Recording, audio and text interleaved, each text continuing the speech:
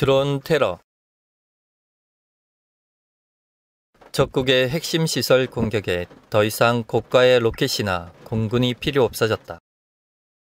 사우디아라비아 최대 석유시설이 드론 공격을 당해 가동이 중단되면서 드론의 군사적 효용성에 관심이 몰리고 있습니다. 탄도미사일이나 고가의 전투기가 아닌 값싼 드론과 순항미사일로 국제 원유 시장이 타격을 받았고, 세계 최강 미국조차도 기술 평준화가 만들어낸 드론과 저가형 순항미사일에 대한 방공망 투자에 열을 올리고 있죠. 미국은 지난 10년 동안 잠재적 적들보다 군사적 우위에 있다는 자만으로 단거리 대공 방어 능력을 크게 염려하지 않았습니다. 이란의 지원을 받는 후티 반군의 드론 운용력은 세계에서도 수준급입니다. 이들은 예멘 정부군 프레이드 행사장을 드론으로 공격하여 정부군 고위 장성을 포함해 6명을 살해하였고, 5월엔 정부군을 돕는 사우디와 아랍에미레이트의 군사 민간 정유시설 등 300여 곳을 드론으로 공격할 것이라고 엄포를 놓기도 했죠. 후티 반군의 대형 드론은 1448km까지 비행해 걸프 대부분이 사정권에 있습니다. 오늘 영상은 한국도 언제 당할지 모른다, 사우디 정유시설 드론 공격에 대해 분석한 영상입니다. 한국도 드론 테러에 대한 방어 시스템을 시급히 갖출 필요성을 이번 사건을 통해 확인할 수 있었습니다. 이러한 드론에 의한 공격은 향후 유사 테러로 세계 각국에서 빈번하게 발생할 가능성이 높습니다. 이번 드론 공격의 몇 가지 특별한 점을 생각해보면, 첫 번째로 공격당한 정유시설은 바레인 근처의 아브콰이크와 쿠라이스 정유시설로 후티 반군의 점령 지역에서 약 1000km 떨어진 곳입니다. 만약 후티 반군이 점령지에서 드론을 이륙시켰다면 최초로 1000km 이상 거리에서 드론 공격을 성공한 사례가 된다는 것이죠.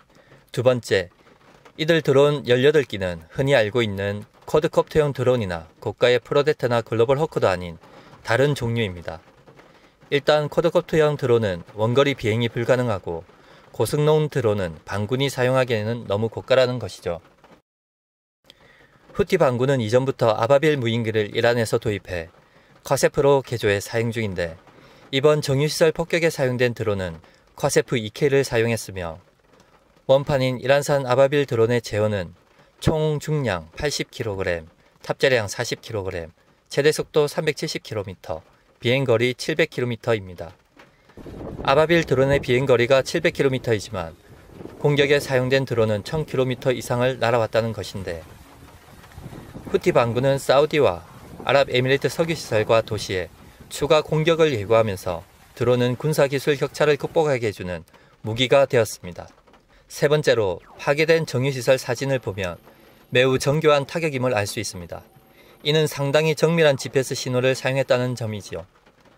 이륙 시 공격할 좌표만 입력하면 지상 조종사와 교신을 끊고 비행하기 때문에 전파 신호를 추적하여 방어하기란 쉽지 않습니다.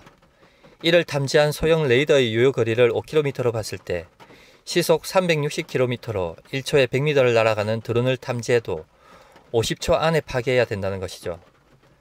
그런데 만약 군집 드론 형태로 공격해온다면 군집의 시너지 효과로 기존 재래식 무기로 완벽히 제압하는 건 불가능합니다. 일례로 최강의 대공 방어 능력을 갖춘 신의 방패로 평가된 이지스 구축함을 대상으로 한 시뮬레이션 결과에서도 드러났습니다. 2012년 미국은 후티 반군의 드론처럼 가미가제식 자폭 기능을 갖춘 8대의 소형 드론으로 미 해군 이지스 구축함을 공격하는 시뮬레이션을 했습니다. 결과는 현존 방어 체계로는 드론 8대 중 4대가 자폭에 성공했습니다. 이후 가장 효과적인 대안을 제시하여 방어 체계를 업그레이드한 후 시뮬레이션을 다시 했는데, 근접 방어 무기 체계 CIWS와 전자전 공격 체계, 기만 체계 등을 추가로 설치해도 평균 1.12대의 드론이 자폭에 성공했습니다. 즉, 첨단 유도무기도 아닌 저가의 드론을 잡는데 이지스함 한 대에 평균 4,620만 달러를 투자해야 8대 중 7대를 겨우 잡을 수 있다는 말이죠. 만일 미 해군이 이지스함 88척을 방어 체계를 업그레이드 한다면 무려 40억 6,560만 달러, 하나로 4조 8천억 원이 소요됩니다. 그리고 최근 개발된 레이저 무기는 1회에 1개의 목표물만 대응 가능하기 때문에 최소 몇 초 이상의 교전 시간이 추가로 필요하게 됩니다. 결론적으로 육해공으로 공격해오는 군집 드론을 방어하는 것은 한계가 있으며 대공 방어 무기 체계나 저고도 레이더로 도배를 하는 방법 외에는 현재로서는 마땅한 대안이 없습니다. 그런데 더 큰 문제는 드론이 저가 개발이 가능하고 종류도 다양한 점인데, 레이더는 단순히 반사된 전파만 수신하면 되는 것이 아니라 이것을 신호 처리해서 특정 데이터로 뽑아야 합니다. 하지만 드론이 등장한 지 얼마 되지 않다 보니 추적할 데이터가 부족하고 탐지에 인지할 때쯤 되면 비행체가 아닌 클러터로 판단하기 쉽죠. 거기다 후티 반군은 저가의 순항미사일까지 이번에 세트로 날려보냈죠. 이처럼 드론은 소형의 조공 비행을 하기 때문에 기존의 방공 시스템으로 탐지와 차단이 어려워 새로운 시스템 개발이 필요합니다. 참고로 클러터란 레이더 화면에 비치는 불필요하게 반사된 상을 말합니다. 네 번째로, 한국은 늦은 감은 있지만 이번 테러를 통해 총 880억 원을 투입해 2023년까지 레이저 대공 무기 체계를 개발하기로 했습니다. 하지만 중국은 이미 LW-30이라는 차량용 레이저 무기를 2018년에 공개했었죠. 현재 문제의 드론과 순항미사일의 발사 지점을 놓고 의견이 분분합니다.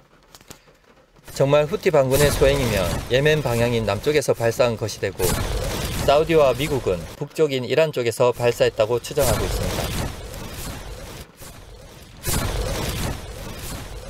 마치며 현재 사우디아라비아는 드론 공격에 대한 방어를 위해 드론 방어용 무기를 도입하려는 움직임을 보이고 있습니다. 특히 지난 6월 무함마드 빈 살만 왕세자는 한국의 중거리 지대공 유도 무기인 청국에 관심을 보였습니다. 이번 계기로 중동 무기 수출을 기회도 얻고 한국도 북한을 포함한 주변국의 드론 공격에 대한 방어 체계를 서둘러 갖춰야겠습니다. 시청해 주셔서 감사합니다. 구독과 좋아요는 기쁨입니다.